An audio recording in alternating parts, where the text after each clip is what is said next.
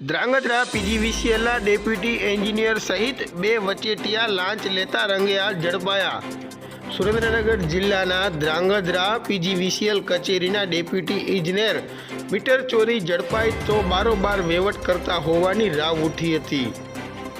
ત્યારે Dhrangadhra deputy engineer તરીકે Ratnaben Anilkumar Chaudhary Dhrangadhra PGVCL કચેરીમાં ડેપ્યુટી ઇજનેર તરીકે ફરજ બજાવતા હતા। ત્યારે શહેરમાં વીજ ચેકિંગ દરમિયાન કેટલાય લોકોના બારોબાર પૈસા ચાઉ કર્યા હોવાની ચર્ચાએ જોર પકડ્યું છે।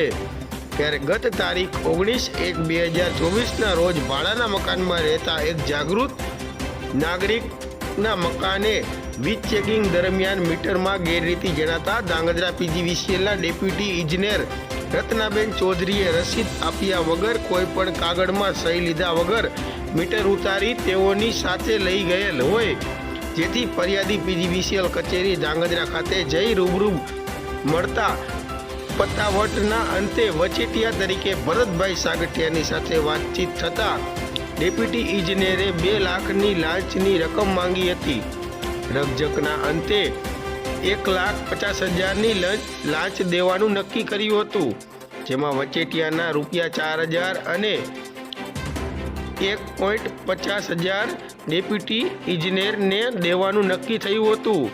જે લાંચની રકમ ફરિયાદી દેવા તૈયાર ન હોય, જેથી એસીબી 1064માં ફોન કરી ફરિયાદ કરતા ટ્રેપ સફળ રહી હતી અને તારીખ 20/1/2024ના રોજ ધ્રાંગધ્રા નગરપાલિકાના કમ્પાઉન્ડમાં વચેટિયા ભરતભાઈ સાગઠિયાએ લાંચની રકમ સ્વીકારી હતી અને ત્યારબાદ 1,54,000માંથી 4,000 તેઓએ રાખી અને બાકીના 1,50,000 ધ્રાંગધ્રા ડેપ્યુટી ઇજનેર રત્નાબેન અનિલકુમાર ચૌધરીને આપ્યા હતા। ત્યારબાદ એસીબી દ્વારા વોચ રાખીને ₹1,50,000ની લાંચની રકમ સાથે ધ્રાંગધ્રા ડેપ્યુટી ઇજનેર રત્નાબેન અનિલકુમાર ચૌધરીને રંગે હાથ ઝડપી લીધા હતા। આ એસીબીની સફળ ટ્રેપમાં આરોપી 1 રત્નાબેન અનિલકુમાર ચૌધરી પીજીવીસીએલ કચેરી ધ્રાંગધ્રા, 2 ભરતભાઈ સાગઠિયા રહે જસાપર, 3 મેરુભાઈ પારગી રહે જસાપર વાળાને ઝડપી લઈ અને આગળની કાર્યવાહી હાથ ધરી છે। આ સફળ ટ્રેપમાં ટેપિંગ અધિકારી તરીકે VS વાઘેલા પીઆઈ કચ્છ પૂર્વ એસીબી પોલીસ સ્ટેશન ગાંધીધામ તથા સુપરવિઝન અધિકારી તરીકે KH ગોહિલ મદદનીશ નિયામક એસીબી બોર્ડર એકમ ભુજ હેઠળ કામગીરી કરવામાં આવી હતી।